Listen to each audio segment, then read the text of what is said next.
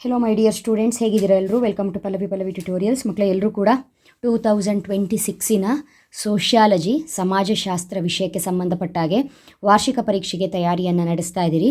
ಈ ಒಂದು ವಿಡಿಯೋದಲ್ಲಿ 10 ಅಂಕದ ಬಹುಮುಖ್ಯ ಪ್ರಶ್ನೆಗಳು ಯಾವುದು, ಅದಕ್ಕೆ ಉತ್ತರಗಳು ಕೂಡ ಏನು ಅನ್ನೋದನ್ನು ಇದೇ ವಿಡಿಯೋದಲ್ಲಿ ಹೇಳ್ತಾ ಇದ್ದೀನಿ.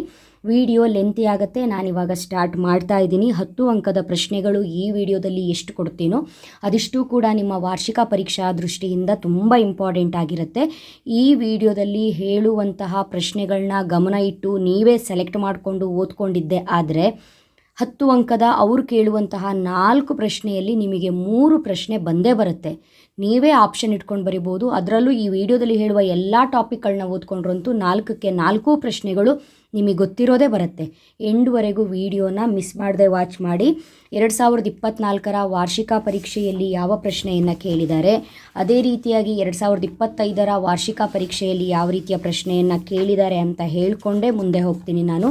ಕಾರಣ ನಿಮಗೆ ಈ ಹಿಂದಿನ 2 ವರ್ಷಗಳಲ್ಲಿ ಯಾವ ರೀತಿಯ ಪ್ರಶ್ನೆಗಳನ್ನ ಕೇಳಿರ್ತಾರೆ ಅನ್ನೋದು ತುಂಬಾ ಇಂಪಾರ್ಟೆಂಟ್ ಆಗಿರುತ್ತೆ. 2024 ಕೇಳಿರುವಂತಹ ಪ್ರಶ್ನೆಗಳು ವೈವಿಧ್ಯತೆ ಕಾನ್ಸೆಪ್ಟ್ ಕೇಳಿದ್ದಾರೆ, ಜಾತಿ ಹಾಗೂ ಜಾತಿಯ ಲಕ್ಷಣಗಳನ್ನ ಕೇಳಿದ್ದಾರೆ, ಪರಿಶಿಷ್ಟ ಜಾತಿ ಮತ್ತು ಪರಿಶಿಷ್ಟ ಪಂಗಡಗಳ ಕಲ್ಯಾಣಕ್ಕಾಗಿ ಕೈಗೊಳ್ಳಲಾದ 10 ಸಾಂವಿಧಾನಿಕ ಕ್ರಮಗಳನ್ನ ಕೇಳಿದ್ದಾರೆ, ಕೊಳಚೆ ಪ್ರದೇಶದ ಬಗ್ಗೆ ಹಾಗೂ ಅದರ ಲಕ್ಷಣಗಳನ್ನು ಕೇಳಿದ್ದಾರೆ. ಹಾಗೂ 2025 ವಾರ್ಷಿಕ ಪರೀಕ್ಷೆಯಲ್ಲಿ ಒಂದಂತೂ ರಿಪೀಟ್ ಆಗೇ ಆಗಿರುತ್ತೆ ಅನ್ನೋ ಗ್ಯಾರಂಟಿ ಕೊಟ್ಟಿದ್ದೆ ನಾನು. ವೈವಿಧ್ಯತೆ ಬಂದಿದೆ, ಅದೇ ಪ್ರಶ್ನೆ ಮತ್ತೆ ರಿಪೀಟ್ ಆಗಿದೆ 2025 ಆ್ಯಂಡ್ ನಾನು ಹೋದ ವರ್ಷ ಕೊಟ್ಟಿದ್ದಂತಹ 10 ಅಂಕದ ಬಹುಮುಖ್ಯ ಪ್ರಶ್ನೆಯಲ್ಲಿ ಭಾರತೀಯ ಗ್ರಾಮಗಳ ಕೃಷಿ ಮತ್ತು ಆರ್ಥಿಕ ಸಮಸ್ಯೆ ಬಂದಿತ್ತು. ಅದೇ ರೀತಿಯಾಗಿ ಕರ್ನಾಟಕದ ಹಿಂದುಳಿದ ವರ್ಗಗಳ ಆಯೋಗಗಳ ಬಗ್ಗೆ ಸಂಕ್ಷಿಪ್ತ ವಿವರಣೆ ಬಂದಿತ್ತು. ಮಹಿಳಾ ಸಬಲೀಕರಣದಲ್ಲಿ ಶ್ರೀ ಕ್ಷೇತ್ರ ಧರ್ಮಸ್ಥಳ ಗ್ರಾಮೀಣಾಭಿವೃದ್ಧಿ ಯೋಜನೆ, ಲಿಜ್ಜತ್ ಪಾಪಡ್ ಮತ್ತು ಸೇನಾ ಸಂಘಟನೆಗಳ ಪಾತ್ರವನ್ನು ಸಂಕ್ಷಿಪ್ತವಾಗಿ ವಿವರಿಸಿ ಅಂತ ಇದೆ. ಲಿಜ್ಜತ್ ಪಾಪಡ್ ಮತ್ತು ಸೇವಾ ಸಂಘಟನೆಗಳ ಪಾತ್ರ. ಹಾಗಾಗಿ ನೀವು ಈ ವರ್ಷ ತಯಾರಿಯನ್ನು ನಡೆಸ್ತಾ ಇರುವಂಥ ಮಕ್ಕಳಿಗೆ ಯಾವ್ಯಾವ ಪಾಠದಲ್ಲಿ ಪ್ರಶ್ನೆಗಳು ಬರುತ್ತೆ ಅನ್ನೋದನ್ನು ಕರೆಕ್ಟಾಗಿ ಹೇಳ್ತೀನಿ, ಗಮನ ಇಟ್ಟು ನೋಡ್ಕೊಳ್ಳಿ. ನಿಮ್ಮ ಮಾದರಿ ಪ್ರಶ್ನೆ ಪತ್ರಿಕೆಯ ಪ್ರಕಾರ ನಿಮಗೆ ಕೇಳುವಂತಹ ಪ್ರಶ್ನೆ ಅಧ್ಯಾಯ 1, 2, 5, 7. ಅಧ್ಯಾಯ 1 ಅಂತೂ ಈಸಿಯಾಗಿ ಓದ್ಕೊಳ್ಬಹುದು. ನೋಡಿ, ಪ್ರಶ್ನೆಯನ್ನು ಹೇಳ್ತಾ ಇದ್ದೀನಿ, ಕರೆಕ್ಟಾಗಿ ನೆನಪಲ್ಲಿ ಇಟ್ಕೊಳ್ಳಿ, ಇಲ್ಲ ಒಂದು ಕಡೆ ಬರ್ಕೊಳ್ಳಿ. ಉತ್ತರವನ್ನು ಕೂಡ ಕೊಡ್ತೀನಿ. ಫಸ್ಟ್ ಪ್ರಶ್ನೆ ಹೇಳ್ತಾ ಇದ್ದೀನಿ. ಪ್ರಶ್ನೆ ಸಿಕ್ಕಿದ್ರೆ ಸಾಕು, ಉತ್ತರ ನಾವು ನೋಡ್ಕೊಳ್ತೀವಿ ಅನ್ನೋರು ಪ್ರಶ್ನೆ ಹೇಳಿದ ನಂತರ ಸ್ಕಿಪ್ ಮಾಡಿ. 2025-24 ಏನು ಪ್ರಶ್ನೆ ಇದೆ ನೋಡ್ಕೊಂಡ್ರಾ? ನೆಕ್ಸ್ಟು ನಾಳೆ ನಡೆಯುವಂತಹ ವಾರ್ಷಿಕ ಪರೀಕ್ಷೆಯಲ್ಲಿ ನಿಮ್ಮ ಮೊದಲ ಪ್ರಶ್ನೆ ಸಂಖ್ಯೆ 34ರಲ್ಲಿ ಈ 3 ಪ್ರಶ್ನೆಯಲ್ಲಿ ಒಂದಿರುತ್ತೆ. ಏಕತೆ ಎಂದರೇನು? ಭಾರತದ ಏಕತೆಯ ಸ್ವರೂಪ. ವೈವಿಧ್ಯತೆ ಎಂದರೇನು? ವೈವಿಧ್ಯತೆಯ ಲಕ್ಷಣಗಳು ಮತ್ತು ವಿಧಗಳು. ಭಾರತದ ಜನಸಂಖ್ಯಾ ಚಿತ್ರಣದ ಲಕ್ಷಣಗಳು. ಇದು 3ರಲ್ಲಿ ಒಂದು ಪ್ರಶ್ನೆ ನಾಳೆ ಪ್ರಶ್ನೆ ಸಂಖ್ಯೆ 34ರಲ್ಲಿ ಇರುತ್ತೆ. ಈ 3 ಪ್ರಶ್ನೆಗೂ ಉತ್ತರವನ್ನು ಪ್ರಶ್ನೆಗಳೆಲ್ಲ ಹೇಳಿ ಮುಗಿಯತ್ತಲ್ಲ, ಅವಾಗ ಉತ್ತರ ಕೂಡ ಕೊಡ್ತೀನಿ, ವೆಯ್ಟ್ ಮಾಡಿ. ಅಲ್ಲಿಗೆ ಒಂದು ಪ್ರಶ್ನೆ ಅಟೆಂಡ್ ಮಾಡಿದಾಗ ಆಯಿತಾ. ನೆಕ್ಸ್ಟು 2ನೇ ಅಧ್ಯಾಯದಲ್ಲಿ 10 ಅಂಕದ ಒಂದು ಪ್ರಶ್ನೆ ಬರುತ್ತೆ. ನಾನಿಲ್ಲಿ ನಿಮಗೆ ಹಿಂದುಳಿದಿರುವಿಕೆ ಅಂತ ಹೇಳ್ಕೊಂಡು ಒಂದು ಕಾನ್ಸೆಪ್ಟನ್ನು 2025ರಲ್ಲಿ ಕೇಳಿದ್ರಲ್ಲ, ಅದನ್ನು ಇಲ್ಲಿ ಮಾರ್ಕ್ ಮಾಡಿದ್ದೀನಿ. 2025ರಲ್ಲಿ ಬಂದಂಥ ಪ್ರಶ್ನೆ. 2024ರಲ್ಲಿ ಜಾತಿ ಪದ್ಧತಿಯನ್ನು ವ್ಯಾಖ್ಯಾನಿಸಿ ಅದರ ಪ್ರಮುಖ ಲಕ್ಷಣಗಳು ಬಂದಿದೆ. ಇಲ್ಲಿ ನೋಡಿ, ಇಲ್ಲಿ ಎಷ್ಟು ಪ್ರಶ್ನೆ ಕಾಣ್ತಾ ಇದೆ ನಿಮಗೆ? 5 ಪ್ರಶ್ನೆಗಳು. ಈ 5 ಪ್ರಶ್ನೆಯಲ್ಲೂ ಸಹ ಒಂದು ಪ್ರಶ್ನೆ ಗ್ಯಾರಂಟಿ ಬರುತ್ತೆ. ಅಲ್ಲಿಗೆ ಇಲ್ಲಿ 5 ಪ್ರಶ್ನೆಗಳು, ಮುಂಚೆ ಕೊಟ್ಟಂತಹ 3 ಪ್ರಶ್ನೆಗಳು, 8 ಪ್ರಶ್ನೆಗಳನ್ನು ಓದ್ಕೊಂಡ್ರೆ 20 ಅಂಕ ಗ್ಯಾರಂಟಿ. 4 ಪ್ರಶ್ನೆಯಲ್ಲಿ 2 ಪ್ರಶ್ನೆ ನಿಮಗೆ ಖಂಡಿತವಾಗ್ಲೂ 100% ಗೊತ್ತಿರುತ್ತೆ. ಜಾತಿ ಪದ್ಧತಿ ಅದರ ಲಕ್ಷಣಗಳು ಮಾಡೆಲ್ ಪೇಪರಲ್ಲೂ ಇದೆ, 2024 ವಾರ್ಷಿಕ ಪರೀಕ್ಷೆಯಲ್ಲಿ ಬಂದಿತ್ತು. ಪರಿಶಿಷ್ಟ ಪಂಗಡಗಳ ಸಮಸ್ಯೆ ಮಾದರಿ ಪ್ರಶ್ನೆ ಪತ್ರಿಕೆಯಲ್ಲಿ ಕೇಳಿದ್ದಾರೆ.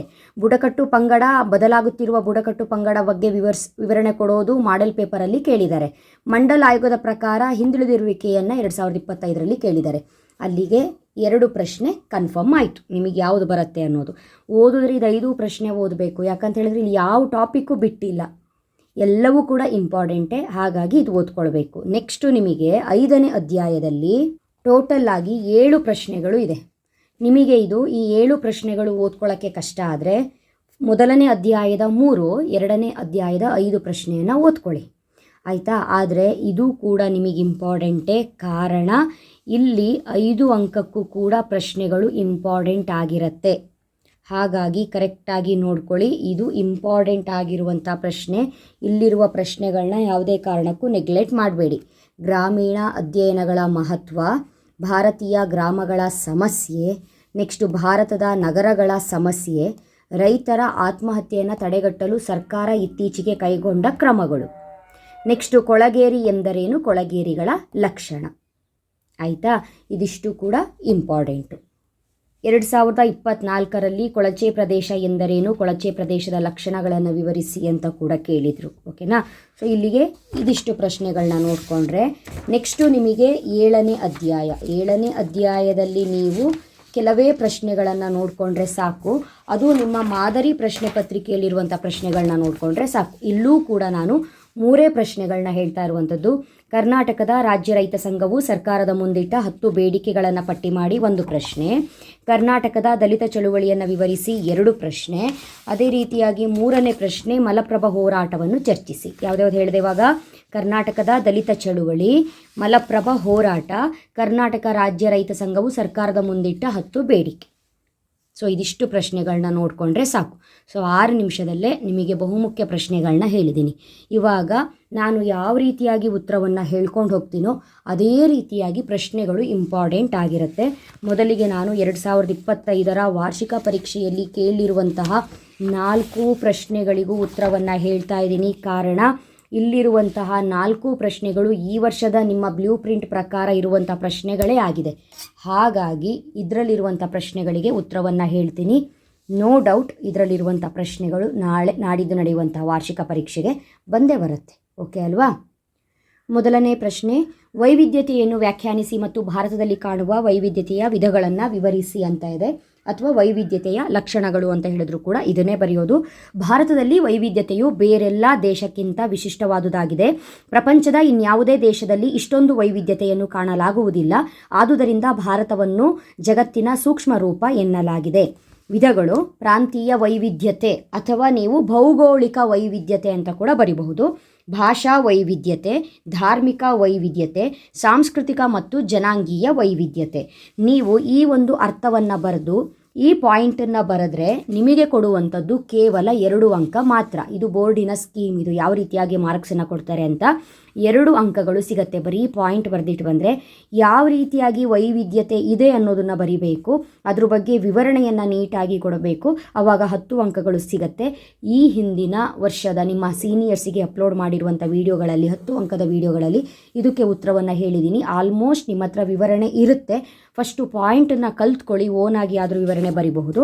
ಆಮೇಲೆ ಇನ್ನೊಂದು ಬಹುಮುಖ್ಯ ಪ್ರಶ್ನೆ ಇದೇ ಅಧ್ಯಾಯದಲ್ಲಿ ಏಕತೆಯನ್ನು ವ್ಯಾಖ್ಯಾನಿಸಿ, ಭಾರತದಲ್ಲಿ ಕಾಣುವ ಏಕತೆಯ ವಿಧಗಳನ್ನು ವಿವರಿಸಿ ಅಂತ ಹೇಳಿದ್ರೆ ಎಲ್ಲ ಒಂದೇ ರೀತಿಯ ವಿವರಣೆ ಬರುತ್ತೆ ಇದರಲ್ಲಿ. ಏಕತೆ ಎಂದರೆ ಐಕ್ಯತೆ, ನಾವೆಲ್ಲರೂ ಒಂದು ಎಂಬ ಭಾವನೆಯನ್ನು ಸೂಚಿಸುತ್ತದೆ. ವಿವಿಧತೆಯಲ್ಲೂ ಏಕತೆಯನ್ನು ಕಾಣುವ ನಮ್ಮ ದೇಶ, ನಾವೆಲ್ಲ ಒಂದೇ ಎಂಬ ಭಾವನೆಯೇ ಏಕತೆ. ಭಾರತದಲ್ಲಿರುವ ಎಲ್ಲ ನಿವಾಸಿಗಳು ನಾವೆಲ್ಲ ಒಂದೇ ಎಂಬ ಭಾವನೆ ಇರುವುದರ ಜೊತೆಗೆ ಭಾರತೀಯ ಸಂಸ್ಕೃತಿಯೂ ಸಹ ಈ ಮೂಲಭೂತ ಗುಣವನ್ನು ಬಳಸಿಕೊಂಡು ಬಂದಿದೆ. ಭಾರತದ ವೈಶಿಷ್ಟ್ಯತೆಯೇ ವೈವಿಧ್ಯತೆಯಲ್ಲಿ ಏಕತೆ.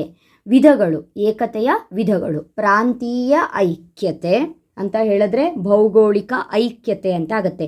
ಅಲ್ಲಿ ನೀವೇನು ಇದಕ್ಕೆ ವೈವಿಧ್ಯತೆಗೂ ಏಕತೆಗೂ ಏನು ಪಾಯಿಂಟ್ ವ್ಯತ್ಯಾಸ ಅಂತ ಹೇಳಿದ್ರೆ, ಇಲ್ಲಿ ಪ್ರಾಂತೀಯ ವೈವಿಧ್ಯತೆ ಬರಿತೀರಿ. ವೈವಿಧ್ಯತೆ ಪ್ರಶ್ನೆ ಕೇಳಿದ್ರೆ, ಏಕತೆ ಕೇಳಿದ್ರೆ ಅದನ್ನೇ ಪ್ರಾಂತೀಯ ಐಕ್ಯತೆ ಅಂತ ಬರಿತೀರಿ. ಅಲ್ಲಿ ಭಾಷಾ ವೈವಿಧ್ಯತೆ ಅಂತ ಬರಿತೀರಿ, ಇಲ್ಲಿ ಭಾಷಾ ಐಕ್ಯತೆ ಅಂತ ಬರಿತೀರಿ. ಅಲ್ಲಿ ಧಾರ್ಮಿಕ ವೈವಿಧ್ಯತೆ ಅಂತ ಬರಿತೀರಿ, ಇಲ್ಲಿ ಧಾರ್ಮಿಕ ಐಕ್ಯತೆ ಅಂತ ಬರಿತೀರಿ. ಅಲ್ಲಿ ಸಾಂಸ್ಕೃತಿಕ ವೈವಿಧ್ಯತೆ ಇರುತ್ತೆ, ಇಲ್ಲಿ ಸಾಂಸ್ಕೃತಿಕ ಐಕ್ಯತೆ ಇರುತ್ತೆ. ನೋಡಿ ಎಷ್ಟು ಈಸಿ. ಇದು 2 ಪ್ರಶ್ನೆ ಬಂದರೂ ಒಂದೇ ರೀತಿ. ವೈವಿಧ್ಯತೆ ಅಂತ ಹೇಳಿದ್ರೆ ಏನು ಅಂತ ಹೇಳಿದ್ರೆ, ವಿವಿಧ ರೀತಿಯ ಜನರಲ್ಲೂ ಸಹ ನಾವೆಲ್ಲರೂ ಒಂದೇ ಅನ್ನುವಂತಹ ಭಾವನೆ. ಏಕತೆ ಅಂತ ಹೇಳಿದ್ರೆ ಹಲವಾರು ವಿವಿಧತೆಗಳಿದ್ರೂ ಕೂಡ ನಾವೆಲ್ಲರೂ ಒಂದು ಎನ್ನುವ ಭಾವನೆ ಅಲ್ವಾ. ಹಾಗಾಗಿ ಈಸಿಯಾಗಿ ಬರಿಬಹುದು. ನೆಕ್ಸ್ಟು ಈ ಒಂದು ಅಧ್ಯಾಯದ ಇನ್ನೊಂದು ಬಹುಮುಖ್ಯ ಪ್ರಶ್ನೆ ಯಾವುದು? ಜನಸಂಖ್ಯಾ ಚಿತ್ರಣ ಅಲ್ವಾ. ಭಾರತದ ಜನಸಂಖ್ಯಾ ಚಿತ್ರಣದ ಪ್ರಮುಖ ಲಕ್ಷಣಗಳನ್ನು ವಿವರಿಸಿ ಅಥವಾ ಜನಸಂಖ್ಯಾಶಾಸ್ತ್ರವನ್ನು ವ್ಯಾಖ್ಯಾನಿಸಿ ಮತ್ತು ಲಕ್ಷಣವನ್ನು ವಿವರಿಸಿ ಅಂತ ಕೇಳಿದ್ರೆ, ಜನಸಂಖ್ಯಾಶಾಸ್ತ್ರವು ಜನಸಂಖ್ಯೆಯ ವ್ಯವಸ್ಥಿತ ಅಧ್ಯಯನವಾಗಿದೆ. ಇದು ಜನಸಂಖ್ಯೆಯ ಗಾತ್ರ, ಜನನ, ಮರಣ ಮತ್ತು ವಲಸೆಯ ಪ್ರಕಾರಗಳು, ಸ್ತ್ರೀ ಪುರುಷರ ಸಾಪೇಕ್ಷ ಪ್ರಮಾಣವನ್ನೊಳಗೊಂಡಂತೆ ಮತ್ತು ವಿವಿಧ ವಯೋಮಾನಗಳಿಗೆ ಸಂಬಂಧಿಸಿದಂತೆ ಜನಸಮೂಹದ ರಚನೆ ಹಾಗೂ ಸಂಯೋಜನೆ ಮುಂತಾದ ಅಂಶಗಳಿಗೆ ಸಂಬಂಧಿಸಿದ ಪ್ರಕ್ರಿಯೆಗಳು ಮತ್ತು ಒಲವುಗಳನ್ನು ಅಭ್ಯಸಿಸುತ್ತದೆ. ಇದರ ಲಕ್ಷಣಗಳು ಕರೆಕ್ಟಾಗಿ ವಿವರಣೆ ಕೊಡಬೇಕು. ಭಾರತೀಯ ಜನಸಂಖ್ಯೆಯ ಗಾತ್ರ ಮತ್ತು ಬೆಳವಣಿಗೆ, ಭಾರತೀಯ ಜನಸಮೂಹದ ವಯೋರಚನೆ, ಭಾರತದಲ್ಲಿ ಕುಸಿಯುತ್ತಿರುವ ಲಿಂಗಾನುಪಾತ, ಭಾರತೀಯ ಜನಸಮೂಹದಲ್ಲಿ ಹೆಚ್ಚುತ್ತಿರುವ ಸಾಕ್ಷರತಾ ಪ್ರಮಾಣ, ಹೆಚ್ಚುತ್ತಿರುವ ಗ್ರಾಮೀಣ ನಗರ ವ್ಯತ್ಯಾಸಗಳು, ಭಾರತದಲ್ಲಿ ಹೆಚ್ಚುತ್ತಿರುವ ಸಾಕ್ಷರತೆಯ ಪ್ರಮಾಣ, ಜನನ ಪ್ರಮಾಣ ಮತ್ತು ಮರಣ ಪ್ರಮಾಣ. 3 ಪ್ರಶ್ನೆಯನ್ನು ಕೊಟ್ಟಿದ್ದೆ. ಇವಾಗ ನಿಮಗೆ ಡೌಟ್ ಬರುತ್ತೆ, ಮೇಡಮ್ ಒಂದು ಮಾದರಿ ಪ್ರಶ್ನೆ ಪತ್ರಿಕೆಯಲ್ಲಿ ರಾಷ್ಟ್ರೀಯ ಭಾವೈಕ್ಯತೆಯನ್ನು ಕೇಳಿದಾರಲ್ವಾ, ಯಾವ ರೀತಿ ಅಕಸ್ಮಾತ್ ಅದು ಬಂದುಬಿಟ್ರೆ ಏನು ಮಾಡೋದು ಅಂತ ಹೇಳಿದ್ರೆ, ಹೇಗಿದ್ರೂ ಕೂಡ 3ರಲ್ಲಿ 1 ಬರುತ್ತಂತ ನಾವು ಫಿಕ್ಸ್ ಆಗಿಬಿಟ್ಟಿದ್ದೀವಿ. ಇದನ್ನು ಮಾಡೆಲ್ ಪೇಪರಲ್ಲಿ ಕೊಟ್ಟಿದ್ದಾರೆ. ಹಾಗಂತ ರಾಷ್ಟ್ರೀಯ ಭಾವೈಕ್ಯತೆ ಇಂಪಾರ್ಟೆಂಟ್ ಅಲ್ಲ ಅಂತೇನೂ ಅಲ್ಲ. ಬೈ ಚಾನ್ಸ್ ಬಂದರೂ ಬರಬಹುದು, 4ರಲ್ಲಿ 1 ಬರಲಿ ಬಿಡಿ ಅಲ್ವಾ. ಹಾಗಾಗಿ ರಾಷ್ಟ್ರೀಯ ಭಾವೈಕ್ಯತೆ ಬಗ್ಗೆ ಏನಾದರೂ ನಿಮಗೆ ಪ್ರಶ್ನೆಯನ್ನು ಕೇಳಿದರೆ, ವಿಭಿನ್ನ ಸಂಸ್ಕೃತಿ ಹೊಂದಿದ ಜನರು ಅತ್ಯುಚ್ಚ ಮಟ್ಟದ ಸಹಕಾರ, ಪರಸ್ಪರ ತಿಳುವಳಿಕೆ, ಹಂಚಿಕೊಳ್ಳಲ್ಪಡುವ ಮೌಲ್ಯಗಳು, ಸಮಾನ ಅನನ್ಯತೆ ಮತ್ತು ರಾಷ್ಟ್ರ ಪ್ರಜ್ಞೆಗಳ ಮೂಲಕ ಒಗ್ಗೂಡುವುದೇ ಭಾವೈಕ್ಯತೆ. ರಾಷ್ಟ್ರದ ಏಕತೆ ಮತ್ತು ಜನರಲ್ಲಿ ತಾವು ಈ ರಾಷ್ಟ್ರಕ್ಕೆ ಸೇರಿದವರೆಂಬ ಭಾವನೆಯನ್ನು ಸೂಚಿಸುವುದೇ ರಾಷ್ಟ್ರೀಯ ಭಾವೈಕ್ಯತೆ. ನಮ್ಮ ರಾಷ್ಟ್ರದ ಮೇಲೆ ನಮಗಿರುವ ಅಭಿಮಾನ, ನಮ್ಮ ದೇಶವನ್ನು ನಾವು ಪ್ರೀತಿಸಬೇಕು ಎನ್ನುವ ಅಭಿಮಾನ, ನಮ್ಮ ರಾಷ್ಟ್ರದ ಒಳಗಿರುವವರು ನಾವೆಲ್ಲರೂ ಒಂದೇ ಇದಕ್ಕೆ ಕುಟುಂಬಕ್ಕೆ ಸೇರಿದವರು ಅನ್ನುವಂತಹ ಭಾವನೆಯೇ ಏಕತೆ, ರಾಷ್ಟ್ರೀಯ ಭಾವೈಕ್ಯತೆ.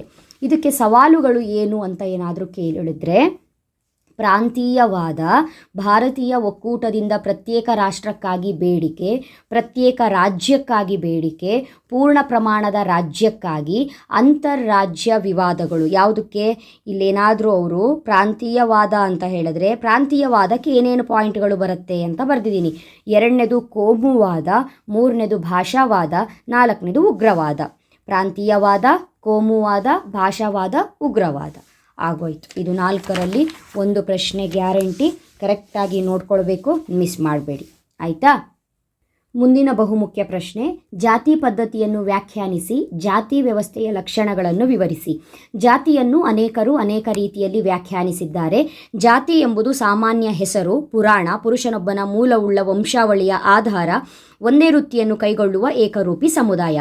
ಜಾತಿಯು ಒಂದು ಸಂಕೀರ್ಣವಾದ ಸಾಮಾಜಿಕ ವ್ಯವಸ್ಥೆಯಾಗಿದೆ. ಹುಟ್ಟಿನಿಂದ ಜಾತಿಯನ್ನು ನಿರ್ಧರಿಸುತ್ತಾರೆ, ಸಾಮಾಜಿಕ ನಿಯಮಗಳಿಂದ ಬಂಧಿತರಾಗಿರುತ್ತಾರೆ. ಜಾತಿಯು ಅನುವಂಶೀಯವಾಗಿರುತ್ತದೆ. ಭಾರತದ ಪ್ರಸಿದ್ಧ ಸಮಾಜಶಾಸ್ತ್ರಜ್ಞರಾದ ಡಾಕ್ಟರ್ G.S. ಗುರಿಯರ್ ಅವರು ಜಾತಿಯ ಪ್ರಮುಖ ಸಾಂಪ್ರದಾಯಿಕ ಲಕ್ಷಣಗಳನ್ನು ತಿಳಿಸಿದ್ದಾರೆ. ಜಾತಿಯ ಲಕ್ಷಣಗಳು ಇದು. ಜಾತಿಯು ಸಮಾಜದ ಹೋಳುಹೋಳಾದ ಭಾಗವಾಗಿದೆ. ತಾತ್ಕಾಲಿಕವಾಗಿ ಅಥವಾ ಶಾಶ್ವತವಾಗಿ ಜಾತಿಯಿಂದ ಹೊರಹಾಕುವುದು, ದಂಡ ವಿಧಿಸುವುದು, ಜಾತಿಯ ಸದಸ್ಯರಿಗೆ ಊಟ ಹಾಕುವುದು, ದೈಹಿಕ ದಂಡನೆ. ಏಣಿ ಶ್ರೇಣಿಯುತವಾದುದು 2ನೇ ಪಾಯಿಂಟು. 3ನೇ ಪಾಯಿಂಟು ಆಹಾರ ಮತ್ತು ಸಾಮಾಜಿಕ ಸಂಸರ್ಗಗಳಿಗೆ ಸಂಬಂಧಿಸಿದ ನಿರ್ಬಂಧಗಳು.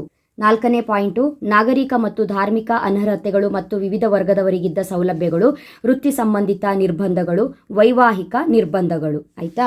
ನೀವು ಉತ್ತರವನ್ನು ಬರೆಯುವಾಗ ಈ ರೀತಿ ಕೂಡ ಬರೀಬಹುದು. ಜಾತಿಯ ವ್ಯಾಖ್ಯೆ ಅಂತ ಇದೆಯಲ್ಲ, ಇದನ್ನು ಬರೆದು ಇಲ್ಲಿ ಯಾರು ಏನು ಹೇಳಿದ್ದಾರೆ ಅಂತ ಬರೆದು, ಸದಸ್ಯತ್ವವು ಹುಟ್ಟಿನಿಂದ ಬರುತ್ತದೆ. ಸದಸ್ಯರು ತಮ್ಮ ಸಮೂಹದ ಹೊರಗೆ ವಿವಾಹವಾಗಬಾರದೆಂಬ ನಿಯಮವಿರುತ್ತದೆ. ಜಾತಿಯು ಸಮಾಜದ ಹೋಳಾದ ಭಾಗವಾಗಿದೆ. ಶ್ರೇಣೀಕೃತವಾದದ್ದು. ಆಹಾರ ಮತ್ತು ಸಾಮಾಜಿಕ ಸಂಸರ್ಗಗಳಿಗೆ ಸಂಬಂಧಿಸಿದ ನಿರ್ಬಂಧಗಳು, ನಾಗರಿಕ ಮತ್ತು ಧಾರ್ಮಿಕ ಅನರ್ಹತೆಗಳು ಮತ್ತು ವಿವಿಧ ವರ್ಗದವರಿಗಿದ್ದ ಸೌಲಭ್ಯಗಳು, ವೃತ್ತಿ ಸಂಬಂಧಿತ ನಿರ್ಬಂಧಗಳು, ವೈವಾಹಿಕ ನಿರ್ಬಂಧಗಳು. ಇದಿಷ್ಟು ಪಾಯಿಂಟು ಆಯಿತು. ಇದಿಷ್ಟು ಪಾಯಿಂಟನ್ನು ನೀವು ವಿವರಣೆ ಕೊಟ್ಟು ಬರೆದ್ರೆ ಈ ರೀತಿಯಾಗಿ ಮಾರ್ಕ್ಸ್ಗಳನ್ನ ಡಿವೈಡ್ ಮಾಡ್ತಾರೆ. ಇದಿಷ್ಟು ಪಾಯಿಂಟ್ ಬರೆದ್ರೂ ಉತ್ತಮ ಅಂಕವಂತೂ ಸಿಗುತ್ತೆ. ನೆಕ್ಸ್ಟು ಇದೇ ಅಧ್ಯಾಯದ ಇನ್ನೊಂದು ಪ್ರಶ್ನೆಯನ್ನು ಹೇಳಿರೋದು ನೆನಪಿದೆಯಲ್ಲ, ಇದು 5ರಲ್ಲಿ 1 ಪ್ರಶ್ನೆ ಬರುತ್ತೆ ಅಂತ ಪಾಸ್ ಮಾಡಿ ಬರ್ಕೊಳ್ಳಿ. ಇದು 5ರಲ್ಲಿ 1 ಪ್ರಶ್ನೆ. ಸ್ವಾತಂತ್ರ್ಯ ನಂತರ ಭಾರತದಲ್ಲಿ ಜಾತಿಯಲ್ಲಾದ ಬದಲಾವಣೆಗಳನ್ನು ತಿಳಿಸಿ ಅಂತ ಕೇಳಿದರೆ, ಭಾರತವು ಸ್ವಾತಂತ್ರ್ಯ ಪಡೆದ ನಂತರದ ಅವಧಿಯಲ್ಲಿ ಜಾತಿ ವ್ಯವಸ್ಥೆಯಲ್ಲಿ ಅನೇಕ ಬದಲಾವಣೆಗಳಾದವು. ಅವುಗಳನ್ನು 2 ನೆಲೆಗಳಲ್ಲಿ ವಿಶ್ಲೇಷಿಸಬಹುದು. ಕಾರ್ಯಾತ್ಮಕ ಬದಲಾವಣೆಗಳು, ಜನ್ಮದತ್ತವಾದ ಸದಸ್ಯತ್ವ, ಏಣಿ ಶ್ರೇಣಿಯ ಸ್ವರೂಪ, ವೃತ್ತಿಯ ಆಯ್ಕೆಗಳು ಮುಕ್ತವಾಗಿವೆ, ಜಾತಿ ಪಂಚಾಯಿತಿಗಳು ನಶಿಸಿವೆ ಅಥವಾ ಕಣ್ಮರೆಯಾಗಿವೆ, ಸಡಿಲಗೊಂಡಿವೆ, ಸಹಭೋಜನದ ನಿರ್ಬಂಧಗಳು ಸಡಿಲಗೊಂಡಿವೆ, ಜಾತಿಯು ದೇವಸೃಷ್ಟಿ ಎಂಬ ನಂಬಿಕೆ ಬದಲಾಗಿದೆ. 2ನೇ ಪಾಯಿಂಟು ಜಾತಿ ವ್ಯವಸ್ಥೆಯ ಪಾತ್ರದಲ್ಲಾದ ಬದಲಾವಣೆಗಳು, ಚುನಾವಣೆಗಳಲ್ಲಿ ಜಾತಿ, ಹೆಚ್ಚುತ್ತಿರುವ ಜಾತಿ ಪ್ರಜ್ಞೆ ಮತ್ತು ಸಂಘಟನೆಗಳು, ಆಧುನಿಕ ಸಂಪರ್ಕ ಹಾಗೂ ಸಂವಹನ ಮಾಧ್ಯಮಗಳ ಪ್ರಭಾವ, 4ನೇದು ಆಧುನಿಕ ಶಿಕ್ಷಣದ ಪ್ರಭಾವ. ಇದಿಷ್ಟು ಪಾಯಿಂಟನ್ನು ನೀವು ಸ್ವಾತಂತ್ರ್ಯ ನಂತರ ಭಾರತದಲ್ಲಿ ಜಾತಿಯಲ್ಲಾದ ಬದಲಾವಣೆಗಳನ್ನು ತಿಳಿಸಿ ಅಂತ ಏನಾದರೂ ಪ್ರಶ್ನೆಯನ್ನು ಕೇಳಿದರೆ ಕವರ್ ಮಾಡಬೇಕು. ನೆಕ್ಸ್ಟು ಇದೇ ಅಧ್ಯಾಯದ ಇನ್ನೊಂದು ಬಹುಮುಖ್ಯ ಪ್ರಶ್ನೆ, ಪರಿಶಿಷ್ಟ ಜಾತಿಗಳ ಸಮಸ್ಯೆಗಳನ್ನು ತಿಳಿಸಿ ಅಂತ ಕೇಳಿದರೆ, ಪರಿಶಿಷ್ಟ ಜಾತಿಯವರ ಸಮಸ್ಯೆಗಳು ಭಾರತದಲ್ಲಿ ಹಿಂದುಳಿದ ವರ್ಗಗಳಿಗೆ ಸೇರಿದ ಅಸ್ಪೃಶ್ಯರು ಮತ್ತು ಪರಿಶಿಷ್ಟ ಜಾತಿಯವರು ಮೊದಲಿನಿಂದಲೂ ಅವಕಾಶ ವಂಚಿತರಾಗಿ ಬಾಳುತ್ತಿದ್ದರು. ಸಮಾಜದಲ್ಲಿ ಅವರ ಸ್ಥಿತಿ ತುಂಬ ಹೀನಾಯಮಾನವಾಗಿತ್ತು. ಕ್ರಮೇಣ ಅವರ ಸ್ಥಿತಿಯಲ್ಲಿ ಅನೇಕ ಬದಲಾವಣೆಗಳಾದವು, ಆದರೂ ಸಹ ಅನೇಕ ನಿರ್ಬಂಧಗಳು ಇದ್ದವು. ಸಮಸ್ಯೆಗಳು ಏನೇನು? ಸಾಮಾಜಿಕ ದೌರ್ಬಲ್ಯಗಳು, ಆರ್ಥಿಕ ದೌರ್ಬಲ್ಯಗಳು, ಧಾರ್ಮಿಕ ದೌರ್ಬಲ್ಯಗಳು. ಇದನ್ನು ವಿವರಣೆ ಸಹಿತ ಬರಿಬೇಕು. ನೆಕ್ಸ್ಟು ಜಾತಿ ವ್ಯವಸ್ಥೆಯಲ್ಲಾದ ಬದಲಾವಣೆಗಳ ಪ್ರಮುಖ ಕಾರಣಗಳನ್ನು ವಿವರಿಸಿ ಎಂಬ ಪ್ರಶ್ನೆ ಕೂಡ ಇದೆ. ಹಾಗಾಗಿ ಆ ಒಂದು ಪ್ರಶ್ನೆಗೆ ಉತ್ತರವನ್ನು ಹೇಳ್ತಾ ಇದ್ದೀನಿ. ಬ್ರಿಟಿಷರ ಅವಧಿಯಲ್ಲಿ ಜಾತಿ ವ್ಯವಸ್ಥೆಯಲ್ಲಿ ಅನೇಕ ಪರಿವರ್ತನೆಗಳಾದವು. ಬ್ರಿಟಿಷರು ಭಾರತಕ್ಕೆ ತಮ್ಮೊಂದಿಗೆ ತಮ್ಮದೇ ಆದ ಸಾಂಪ್ರದಾಯಿಕ ನಮೂನೆ ಮತ್ತು ಸಂಸ್ಕೃತಿಯನ್ನು ತಂದರು. ಅವರು ಪರಿಚಯಿಸಿದ ವಿವಿಧ ನೀತಿಗಳಿಂದಾಗಿ ವ್ಯವಸ್ಥೆಯಲ್ಲಿ ಅನೇಕ ರೀತಿಯ ಬದಲಾವಣೆ ಕಂಡುಬಂದಿತು.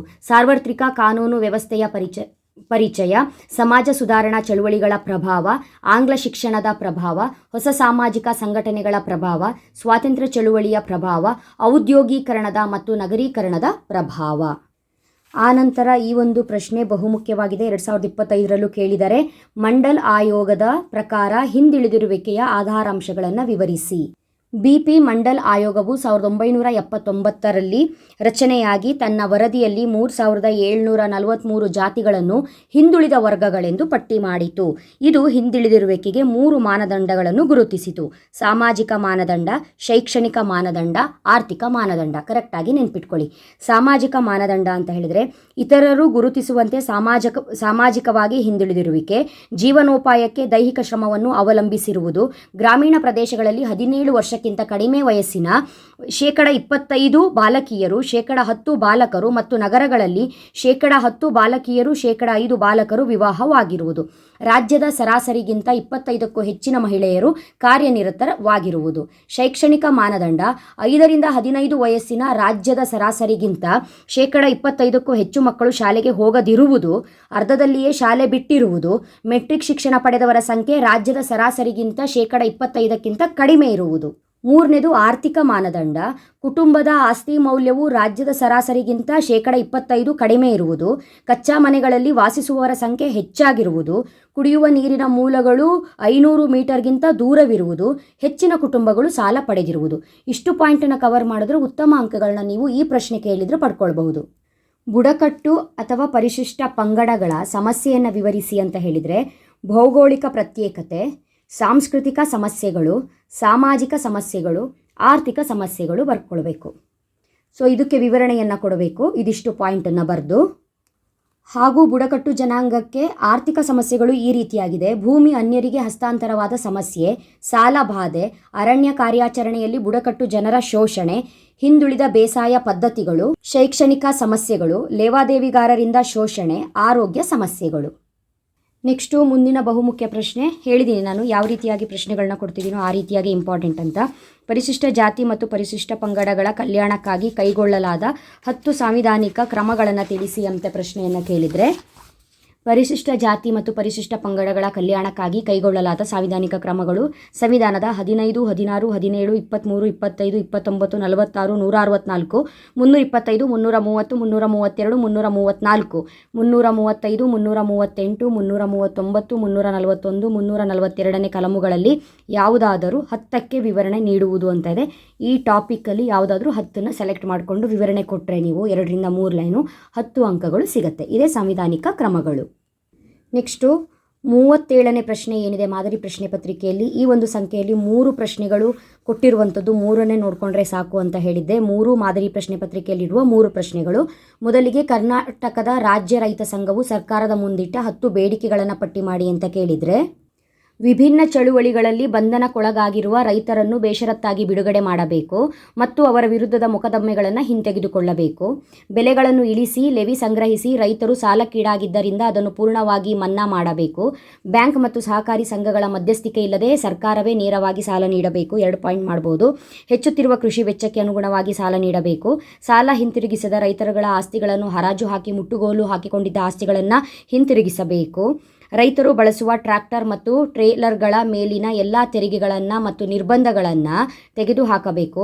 1979-80ರಿಂದಲೇ ಕಬ್ಬಿನ ಮೇಲಿನ ಕೊಳ್ಳುವ ತೆರಿಗೆಯನ್ನು ನಿಲ್ಲಿಸಬೇಕು. ಯೂನಿಟ್ಗೆ 6.50 ಪೈಸೆಯಂತೆ ವಿದ್ಯುತ್ ದರ ನಿಗದಿಗೊಳಿಸಬೇಕು. ವೆಚ್ಚವಾದ ಮಾನವ ತಾಸುಗಳನ್ನು ಪರಿಗಣಿಸಿ ವೈಜ್ಞಾನಿಕವಾಗಿ ಕೃಷಿಯ ದರಗಳನ್ನು ನಿಗದಿಗೊಳಿಸಬೇಕು. ಸರ್ಕಾರವೇ ಕೃಷಿ ಉತ್ಪನ್ನಗಳನ್ನು ಕೊಳ್ಳಬೇಕು. ಕೃಷಿ ಉತ್ಪನ್ನಗಳ ಬೆಲೆಯನ್ನು ವಾಸ್ತವಿಕವಾಗಿ ನಿರ್ಧರಿಸಬೇಕು. ಯಾವುದಾದ್ರೂ 10 ಪಾಯಿಂಟನ್ನು ಕವರ್ ಮಾಡ್ಕೊಳ್ಬಹುದು.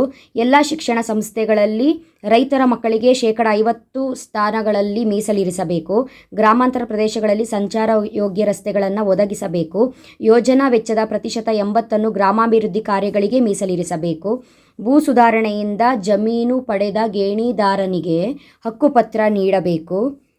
ಕೃಷಿ ಕಾರ್ಮಿಕರಿಗೆ ಕೂಲಿ ಮತ್ತಿತರ ಸೌಲಭ್ಯಗಳನ್ನು ನೀಡಬೇಕು. ಪ್ರತಿಯೊಬ್ಬ ರೈತನಿಗೂ ರೈತ ಕಾರ್ಮಿಕನಿಗೂ ನಿವೃತ್ತಿ ವೇತನ ದೊರಕಬೇಕು. ಸೊ ಈ ರೀತಿಯಾಗಿ ಬೇಡಿಕೆಗಳು ಇತ್ತು. ಯಾವುದಾದ್ರೂ 10 ಬೇಡಿಕೆಗಳನ್ನು ಬರೀಬಹುದು. ನೆಕ್ಸ್ಟು ಇಲ್ಲಿ ಕರ್ನಾಟಕದ ದಲಿತ ಚಳುವಳಿಯನ್ನು ವಿವರಿಸಿ ಅಂತಿದೆಯಲ್ಲ. ದಲಿತ ಚಳುವಳಿಯು ಪ್ರಜ್ಞಾಪೂರ್ವಕ ಸಾಮಾಜಿಕ ಚಳುವಳಿಯಾಗಿದ್ದು ಭಾರತದ ಸಾಮಾಜಿಕ, ಆರ್ಥಿಕ, ಧಾರ್ಮಿಕ ಮತ್ತು ರಾಜಕೀಯ ಅಸಮಾನತೆ ಮತ್ತು ವ್ಯವಸ್ಥೆಗಳ ವಿರುದ್ಧ ದಲಿತರನ್ನು ಸಂಘಟಿಸುತ್ತದೆ. ಶತಮಾನಗಳ ದಾರಿದ್ರ್ಯ, ದಬ್ಬಾಳಿಕೆ ಮತ್ತು ಶೋಷಣೆ ಮತ್ತು ದಲಿತರು ಮೂಲಭೂತ ಅವಶ್ಯಕತೆಗಳಿಂದ ವಂಚಿತರಾಗಿದ್ದಾರೆ. ಆದ್ದರಿಂದ ದಲಿತರು ತಮ್ಮ ಸಮಸ್ಯೆಗಳಿಂದ ಮುಕ್ತರಾಗಲು ಸಂಘಟಿತಗೊಂಡು ಹೋರಾಟ ನಡೆಸಲು ಪ್ರಯತ್ನಿಸಿದರು. ದಲಿತ ಚಳುವಳಿಯ ಮೂಲ ಆಶಯ ಸ್ವಾಭಿಮಾನ ಮತ್ತು ಸ್ವಾವಲಂಬನೆ ಮತ್ತು ಬದುಕಿನ ಅನ್ವೇಷಣೆಯಾಗಿತ್ತು.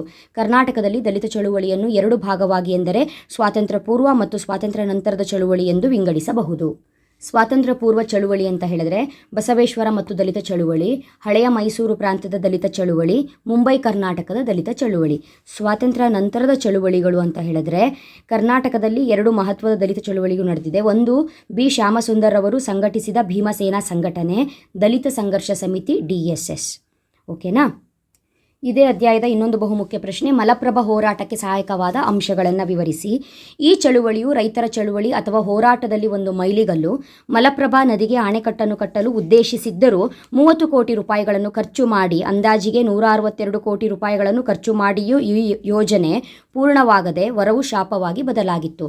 ಕಾಲುವೆ, ಉಪಕಾಲುವೆಗಳ ಲಭ್ಯವಿಲ್ಲದೆ, ನೀರು ಹರಿದು ಹೋಗದೆ, ಭೂಮಿಯ ಕ್ಷಾರ ಹೆಚ್ಚಾಗಿ ಬೆಳೆಗೆ ಅನುಕೂಲವಾಗಲಿಲ್ಲ.